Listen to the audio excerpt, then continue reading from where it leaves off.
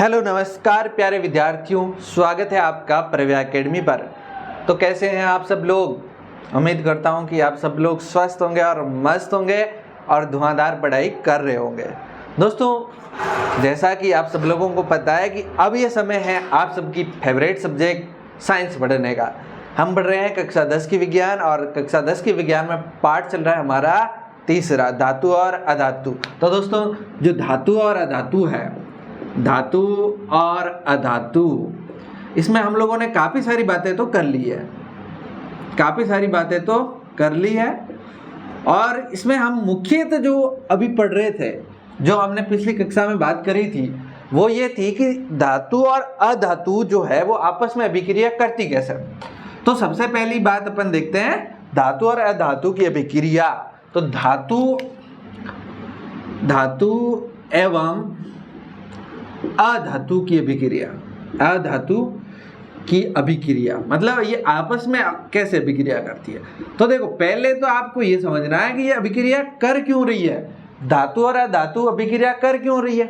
तो आपको पिछली कक्षा में मैंने बताया था कि धातुओं का क्या होता है, कोई भी तत्व है, धातु हो या अधातु हो, अगर उसको इस ब्रह्मांड में स्थायी रहना है, परमानेंट रहना है, तो उसके बाह्य कक्ष के जो बाह्य कक्ष है ना, उसमें इलेक्ट्रॉनों को पूरा करना पड़ेगा, यानी कि बाह्य कक्ष पूरा भरा होना चाहिए। अगर एक ज़्यादा है भाई, मतलब अगले वाले में चला जाएगा तो एक ज़्यादा हो जाएगा, या दो ज़्यादा हो जाए, तीन ज़्यादा है, या कितने कम पड़ रहे हैं, या तो कम पड़ रहे हैं तो किसी से ले, या उसके पास ज़्यादा है तो किसी को दे, या लेना देना कुछ भी करके उसको स्थायी रहना पड़ेगा। और वो बात हम लोगों ने कल भी पिछले वीडियो में देखी थी कि वो किस तरह से कैसे लेती है और किस तरह से देती है धातुएं। आपको पता है कि जो धातुएं हैं, सामान्यतः धातुओं के बाह्यतम को कक्ष में इलेक्ट्रॉन थोड़े इतने होते हैं कि वो उनको देने पड़ते हैं। तो धातुएं इलेक्ट्रॉन का क्या करती है,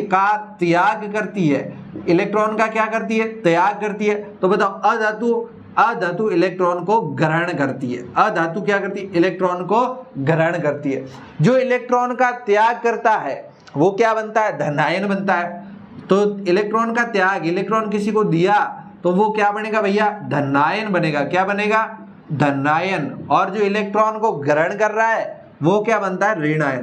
तो इसका मतलब आपको एक बात ये समझ में आ गई कि जो अधातुएं होती है वो ऋणायन बनाती है, और धातुएं होती है वो धनायन बनाती है। ये बात हम लोगों ने पिछले जो वीडियो था उसमें करी थी कि किस तरह से ये धनायन बनती है, किस तरह से ये ऋणायन बनती है। तो आप एक उदाहरण हमने जो पिछला लिया कि मान लो Na सोडियम एक धातु है और एक मान लो क्लोरीन अधातु है।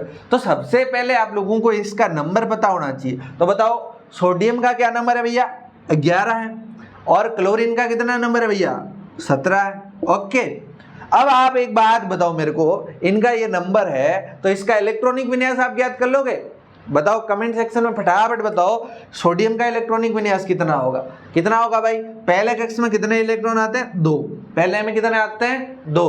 दूसरे में कितने आते हैं, 8। तो ये टोटल कितने हो गए, 10। पीछे कितना बचा, 1। तो इसके अंतिम कक्ष में 1 इलेक्ट्रॉन। इसी तरह से अपन इसकी बात करते हैं तो पहले में 2, दूसरे में 8, तो ये 10 हो गए, पीछे रहे 7, तो ये आपका एक और 7 लिख दिया। तो लास्ट वाला कक्ष में इसके कितने हुए, 7 हुए।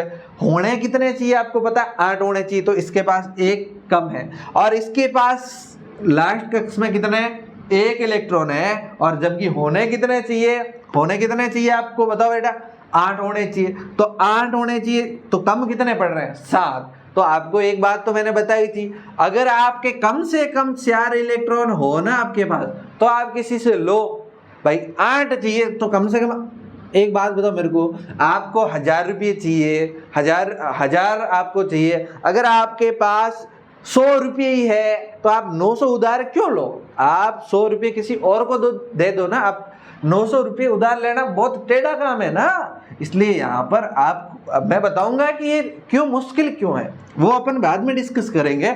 लेकिन अब आप ये समझ लो कि अगर आपके पास 4 इलेक्ट्रॉन है तो आप ले सकते हो, अगर 3 है तो आप ले नहीं सकते। कितने लेने पड़ेंगे आपको? टोटल 8 चाहिए तो कितने लेने पड़ेंगे? 5।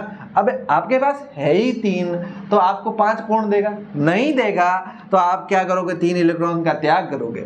अगर आपके पास 2 है तो भी आपको क्या करना? त्याग करना। 1 है तो भी त्याग करना। अगर ये है तो आप क्या कर सकते हो? त्याग करोगे। अगर आपके पास तो त्याग करोगे तो क्या बनाओगे आप? धनायन बनाओगे।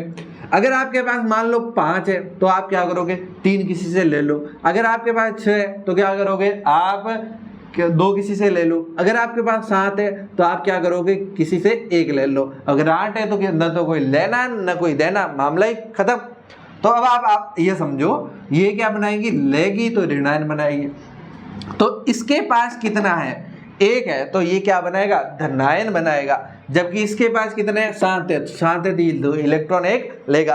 तो अब इनकी दोस्ती बन गई। इन दोनों की दोस्ती ये है कि तुम्हारे पास 1 देना है और इसको 1 लेना है, तो ये आपस में दोस्ती कर लेते हैं। तो ये क्या करते हैं? सोडियम 1 इलेक्ट्रॉन देता है तो Na, अब ये 1 इलेक्ट्रॉन देगा तो Na के ऊपर एक चार्ज आ जाएगा धनात्मक, तो ये धनायन बन जाएगा।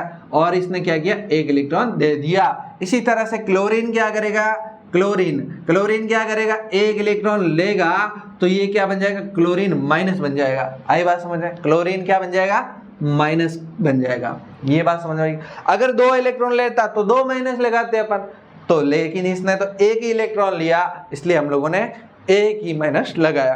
अब आपको ये बात समझ में आ गई। अब देखो कहानी ये है कि मान लो ये सोडियम है, सोडियम के लास्ट वाले कक्ष में 1 इलेक्ट्रॉन है। इसी तरह से ये क्लोरीन है, इसके पास कितने हैं? 1 2 3 4 5 6 और 7 है। 7 है। अब आप बताओ मेरे को, ये 1 इसके पास एक्स्ट्रा पड़ा है, ये इसको दे रहा है किसको? क्लोरीन को। तो ये इसने क्लोरीन को दे दिया। अब ये क्लोरीन के पास कितने हो गए? 8 हो गए। तो इनका पूरा का पूरा अंतिम कक्ष था वो भर गया ना, तो वही भर गया। अब इसका भी भर गया। अब बताओ, इसने 1 इलेक्ट्रॉन दे दिया, लास्ट वाला दे दिया, तो इसका इलेक्ट्रॉनिक विन्यास 2 8, और इसने 1 ले लिया तो 2 8 2 8 और 1 ले लिया, 7 थे 1 लिया तो 8 हो गया। अब बताओ, इसका भी पूरा हो गया कक्ष, है ना, इसका भी अंतिम कक्ष पूरा हो गया, तो इनका तो मामला सेट हो गया। तो इस तरह से ये क्या करती है? धातुएं इलेक्ट्रॉनों को देती है, और किसको देती है? अधातुओं को देती है। अधातुएं इलेक्ट्रॉन को ग्रहण करती है। अधातुएं इलेक्ट्रॉनों को क्या करती है? ग्रहण करती है। आई बात समझ में? तो ये क्या बनेगा आपका? NaCl। ये NaCl बन गया। अब आपको NaCl सोडियम क्लोराइड बनने की कहानी समझ में आ गई बेटा? सिंपल बातें हैं। सोडियम धातु है, धातुएं इलेक्ट्रॉन का त्याग करती है और किसको दे देती है? अधातुओं को इलेक्ट्रॉन दे देती है। तो अधातुएं इलेक्ट्रॉन को ग्रहण करती है और ये आपका यौगिक बना देती है। इस तरह से धातुएं और अधातुएं यौगिक बनाती है। अच्छा एक बात बताओ, यहाँ पर क्या बन रहा है? ये आयन बना है, इसके ऊपर मतलब धनायन आया मतलब आयन, ये इसके ऊपर ऋणायन आया, इसका मतलब आयन, तो ये आयन बना रहे हैं। इसलिए ये क्या बना रहे हैं? आयन बना रहे हैं। इसलिए ये जो यौगिक बनते हैं ना, इसलिए जो धातु और अधातु से यौगिक बनता है ना, उसे हम आयनिक यौगिक कहते हैं। इसे क्या बोलेंगे अपन? आयनिक यौगिक बोलेंगे। आयनिक यौगिक बोलेंगे। कहानी समझ में आई? अब आपको ये बात समझ में आ गई कि इनको आयनिक यौगिक कहते क्यों है। आप कोई भी बात पढ़ रहे हैं ना, तो उसको डीप से पढ़ेंगे ना, तो पता चल जाएगा कि ये कहानी है क्या। तो इसके पीछे की कहानी क्या है? NaCl को अपन आयनिक यौगिक क्यों कह रहे हैं? क्योंकि धातु और अधातु ये दोनों क्या करती है? आयन में कन्वर्ट होती है। ये आयन है, ये सोडियम का आयन है, और ये किसका आयन है? क्लोरीन का आयन है। ये दोनों मिले हैं, इस वजह से ये यौगिक बना। इसलिए ये कौन सा यौगिक? आयनिक यौगिक। कंप्लीट बात। ये इस तरह से यौगिक बनाती है। एक और अपन कोई उदाहरण ले लेते हैं, एक और उदाहरण लेते हैं। हमारा डस्टर भी पता नहीं कहाँ गया। चलो भाई, एक और यौगिक देखते हैं कोई। जैसे आप बताओ मेरे को, और कोई बताते हैं यौगिक बनाते हैं। आपकी बुक के अंदर एक और दिया हुआ है। जैसे मान लो आप देखते हैं मैग्नीशियम। अच्छा, मैग्नीशियम Mg और एक वापस क्लोरीन, तो क्लोरीन तो 17 नंबर का है। मैग्नीशियम कितने नंबर का भाई? मैग्नीशियम कितने का होता है? कमेंट करके बताओ। मैग्नीशियम होता है भैया, बताओ कमेंट करके बताओ। ये आपका इसका इलेक्ट्रॉनिक विन्यास 2, 8 और 7। इसका इलेक्ट्रॉनिक विन्यास पहले नंबर बताओ 12, तो ये 2, 8 और 2 इसका इलेक्ट्रॉनिक विन्यास। इसके बाह्यतम कक्ष में कितने इलेक्ट्रॉन? 2। अब 2 है तो ये क्या करेगा? इलेक्ट्रॉन का त्याग करेगा, सिंपल बात, ये ग्रहण करेगा। अच्छा एक बात बताओ, इनकी दोस्ती कैसे होगी? जब इसको चाहिए ये 1 है, इस किसको? क्लोरीन को चाहिए कितना इलेक्ट्रॉन? 1, जबकि मैग्नीशियम के पास तो 2 है, तो दोस्ती कैसे होगी बताओ मेरे को, कैसे होगी? ये तो 2 इलेक्ट्रॉन देना चाहता है, तो ये कोई नहीं, कहानी सिंपल, कहानी सिंपल। ये ऐसे समझो, ये मैग्नीशियम Mg, इसके पास 1 इलेक्ट्रॉन और ये 2 इलेक्ट्रॉन। इसी तरह से ये क्लोरीन के पास कितने? 1, 2, 3, 4, 5, 6 और 7 है। अब बताओ इसके पास 2 है, तो ये क्या करते हैं? पता है क्या करते हैं? अच्छा एक बात बताओ मेरे को, अगर कोई दुकान है, दुकान पे 2 पैंट मिल रही है, कितनी पैंट मिल रही है? 2, साथ में देता है भाई, 2 पैंट साथ में देता है, और आपको कितनी पैंट चाहिए? आपको 1 पैंट चाहिए, आप क्या करोगे? आपको सस्ती भी मिल रही है, तो आप क्या करोगे? आपको चाहिए भी 1, तो आप क्या करोगे? पता है क्या करोगे? आप कहोगे 2 पैंट ले लेते हैं, एक मेरे पैंट ले लेंगे, एक छोटे वाले भाई को दे देंगे, है ना, या एक हमारे दोस्त को दे देंगे, ऐसे करोगे ना भाई। एक साथ अगर 2 मिल रही है तो आप लोग क्या करोगे? एक आपके खुद के लिए रखोगे, एक किसी और को, दोस्त को दे दोगे, या आपके भाई को दे दोगे। तो यहाँ पर भी कहानी यही। अब ये मैग्नीशियम 2 इलेक्ट्रॉन देता है, बोला हम तो 2 साथ में ही देंगे। अब एक बात बताओ मेरे को, ये इलेक्ट्रॉन 1 देगा तो इसके पास पीछे कितना रहेगा? अंतिम कक्ष में 1 रह जाएगा, तो फिर तो इसके तो वही लपड़ा, ये स्थायी थोड़ा ही होगा। इसको तो 2 इलेक्ट्रॉन किसी को देने हैं, और लेने वाला क्लोरीन है, क्लोरीन को चाहिए 1। अब ये 2 ले लेगा तो इसके तो लपड़ा हो जाएगा, तो इसके 2 लेगा तो एक कक्ष और बनेगा। तो ये क्या करता है? क्लोरीन कहता है कोई नहीं, 2 हमको दो, हम क्या करते हैं? हमारे एक और क्लोरीन को लाते हैं, तो ये क्या करता है? एक और क्लोरीन आता है, ये एक और क्लोरीन, इसके पास कितने होंगे भैया? 7, 1, 2, 3, 4, 5, 6 और ये 7, राइट। यहाँ तक कहानी समझ में आई? कहानी ये है कि इसके पास 2 इलेक्ट्रॉन है, 2 देने हैं, लेकिन क्लोरीन को 1 चाहिए, तो क्लोरीन ने किया 2 क्लोरीन लेके आए, एक ये क्लोरीन, एक ये। अब कहानी है, अब ये 1 इलेक्ट्रॉन तो इसको दे दो, ये इसको दे दिया। अब 1 इलेक्ट्रॉन इसको दे दिया, तो इसके पास ये एक और इलेक्ट्रॉन हो गया। अब बताओ, अब इसके दोनों इलेक्ट्रॉन लास्ट वाले कक्ष में थे, वो दोनों चले गए। अच्छा दोनों चले गए तो Mg 2+ हो जाएगा। Mg क्या हो जाएगा? 2+, क्योंकि इसके ऊपर 2 धनावेश आएगा, है ना। अब बताओ इसके पास कितना? 1, 2, 3, 4, 5, 6, 7 और 8, इसका मामला सेट। अब इसके पास कितना? 1, 2, 3, 4, 5, 6, 7 और 8, इसका मामला सेट। अब 1 Mg मिला और 2 Cl मिले, और इनका क्या हो गया? स्थायी बन गया। तो ये दोनों मिला करके एक यौगिक बनाएंगे, तो क्या बनाएंगे पता है? MgCl2, ये आपका एक यौगिक बना। अब ये आयन है, धनायन है, ये ऋणायन है, दोनों आयन मिलके बने हैं, इसलिए ये कौन सा यौगिक भैया? ये कौन सा यौगिक? ये आयनिक यौगिक हो गया। कौन सा यौगिक हो गया? आयनिक यौगिक। आई बात समझ में? ये कहानी है। अब आप लोगों को एक बात समझ में आ गई, धातुएं और अधातुएं मिलकर के कैसे यौगिक बनाएगी? तो क्या बताओगे? आयनिक यौगिक बनाएगी। कैसे यौगिक बनाएगी? आयनिक यौगिक बनाएगी। अच्छा अगर तुमसे पूछे धातु इलेक्ट्रॉन को ग्रहण करती है कि इलेक्ट्रॉन का त्याग करती है, तो आप क्या बताओगे? इलेक्ट्रॉन का त्याग करती है। अगर आपसे पूछे अधातु इलेक्ट्रॉन का त्याग करती है कि ग्रहण करती है, तो अधातु इलेक्ट्रॉन को ग्रहण करती है। जो इलेक्ट्रॉन को ग्रहण करता है वो क्या होता है? ऋणायन होता है, और जो इलेक्ट्रॉन का त्याग करता है वो क्या होता है? धनायन होता है। तो इस तरह से ये कहानी समझ में आ गई कि किस तरह से आयनिक यौगिक बनते हैं। अगर आप लोगों से पूछे धातु और अधातु की अभिक्रिया कैसे होती है, तो बताओगे धातुएं इलेक्ट्रॉन का त्याग करती, ठीक है, इलेक्ट्रॉन का त्याग करती है। किसको देती है? ये देती है अधातुओं को, ठीक है ना। अगर आपसे पूछे आयनिक यौगिक क्या होते हैं, तो ऐसे समझाओगे कि धातु के द्वारा इलेक्ट्रॉन स्थानांतरित करके अधातु को दिया जाता है, जिससे बने यौगिक क्या कहलाएंगे? आपके आयनिक यौगिक कहलाएंगे। कहानी क्लियर? अब आपको दो बातें और ध्यान रखनी है। अब ये तो पता है कि कौन इलेक्ट्रॉन देगा कौन लेगा, तो धातुएं हमेशा इलेक्ट्रॉन क्या करती है? देती है। इलेक्ट्रॉन इनके पास ज्यादा होते हैं, ये इलेक्ट्रॉन देती है, इसलिए धातु हमेशा धनायन होती है, अधातु हमेशा ऋणायन होती है। अच्छा एक बात बताओ, ऐसे भी कोई लोग होते हैं जिनको ना तो किसी से इलेक्ट्रॉन लेना है ना किसी से देना है। जैसे बताओ मेरे को, नियोन कितने नंबर का भाई? नियोन कितने नंबर का है? एक और बताओ मेरे को, हीलियम कितने नंबर का है? नियोन कितने का है? 10 नंबर का है।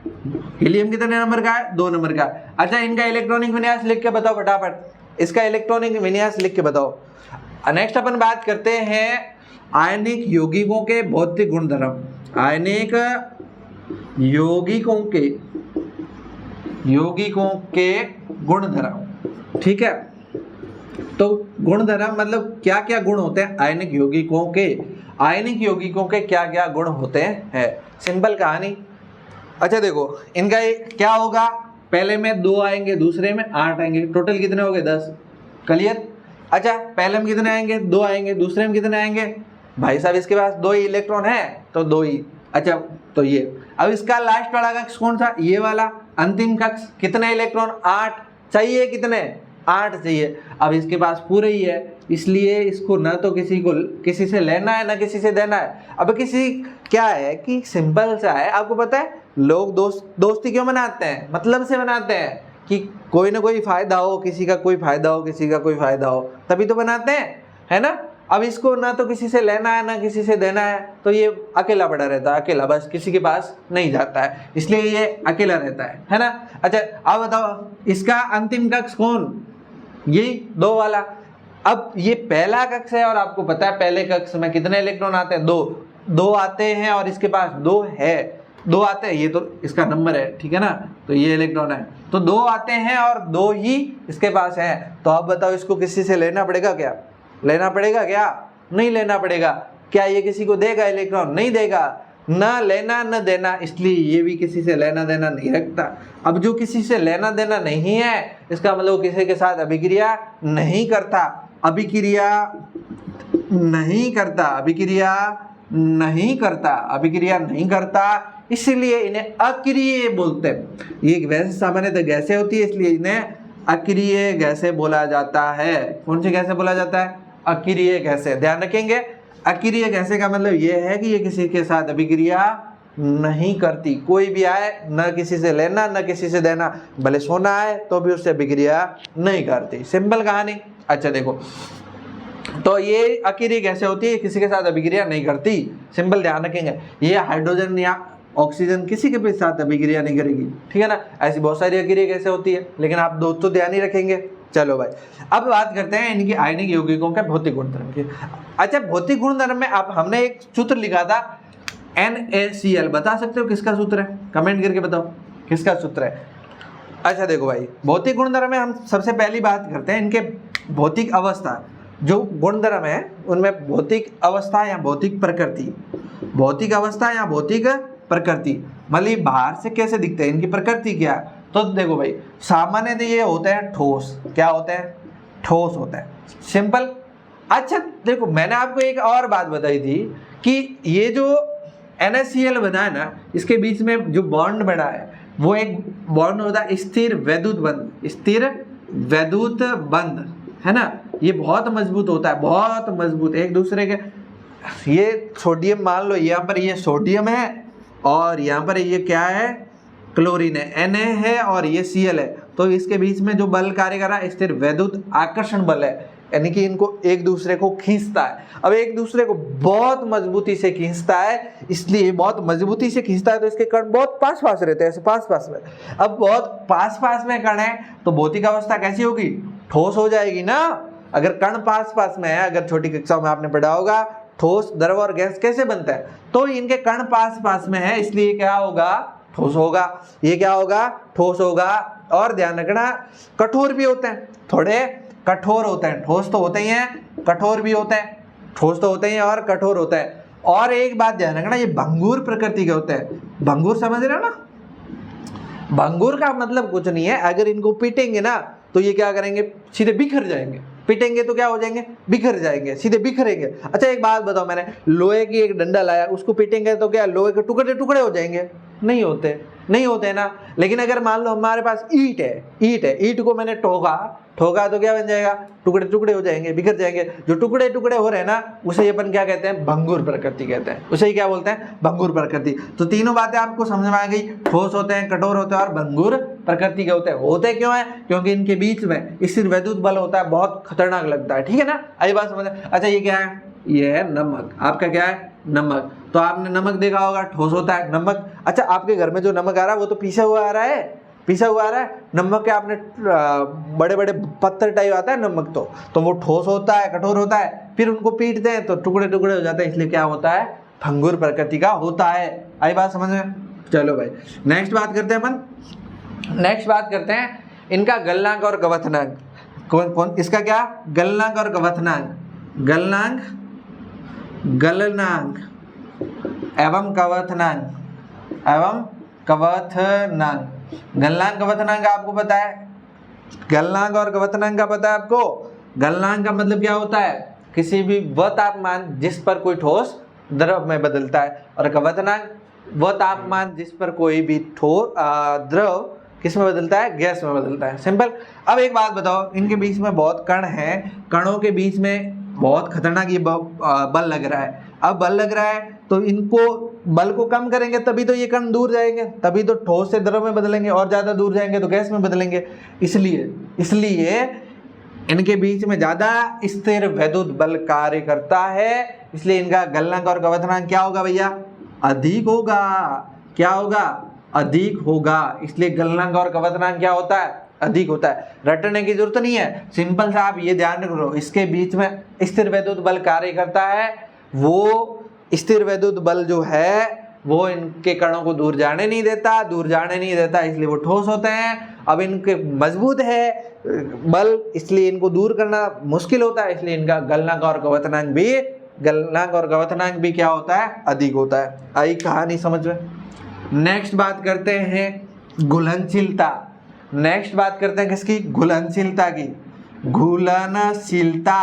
घुलनशीलता की जब बेटा बात करते हैं तो सिंपल सा, नमक किसमें घुलता है, जल में घुलता है ना, जल में होते हैं घुलनशील।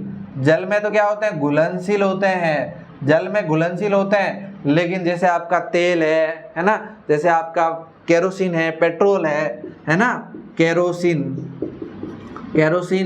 पेट्रोल है ना, और तेल मतलब जो खाने का तेल वगैरह होता है, उनमें ये क्या होता है, अघुलनशील होता है, अघुलनशील होता है। आई बात समझ में, ये क्या होता है, अघुलनशील होता है। ये कहानी इनकी घुलनशीलता, जल में तो ये घुल जाते हैं। नमक का ध्यान रखना, अगर आपसे पूछे आयनिक यौगिक जल में घुलते हैं कि नहीं घुलते हैं, तो नमक का ध्यान रखना, नमक जल में घुलता है कि नहीं घुलता है, भाई साहब घुलता है। ठीक है ना, बाकी ध्यान रखना, बाकी किसी में नहीं घुलता, केरोसिन, पेट्रोल, तेल वगैरह में नहीं घुलता।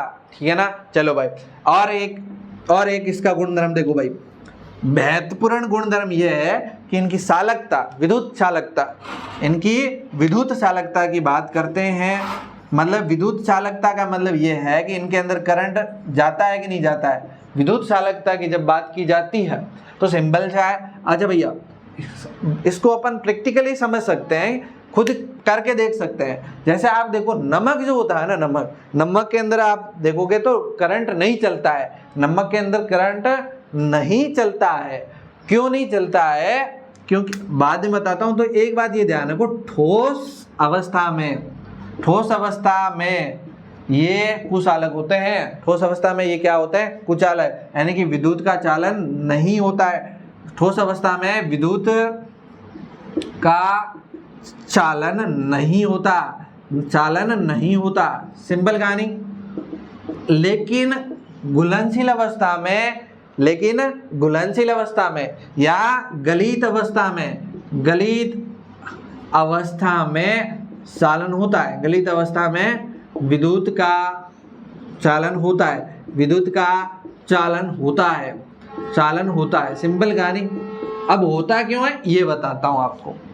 होता है इसलिए ठोस अवस्था में ये क्या है, ये एकदम से जुड़े हुए हैं, इनका जो स्थिर विद्युत बल जो कार्य कर रहा है वो इनके कणों को एकदम पास में ला के रखा हुआ है, एकदम पास में ला के रखा हुआ है। लेकिन जैसे ही आप इनको जल के अंदर घोलोगे, जल के अंदर या जल में ही घुल रहे हैं, तो अगर आप लोग इनको क्या करोगे, जल में घोलोगे तो क्या होगा, मान लो ये है तो इसके अंदर आपने जल है तो ये Na अलग हो जाएगा, Na+ और Cl- अलग हो जाएगा।